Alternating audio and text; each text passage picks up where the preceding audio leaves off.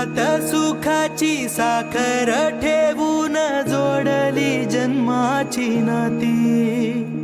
रामाच्या रूपात जपला माणूस मारुती रायाची छाती। वाघाची लीलानी कपाळी टिळा तू जेडंधारासाठी। भनक भीतीची नवती भवती आभाळ रे माझ्या पाठी। देऊन किनारा मना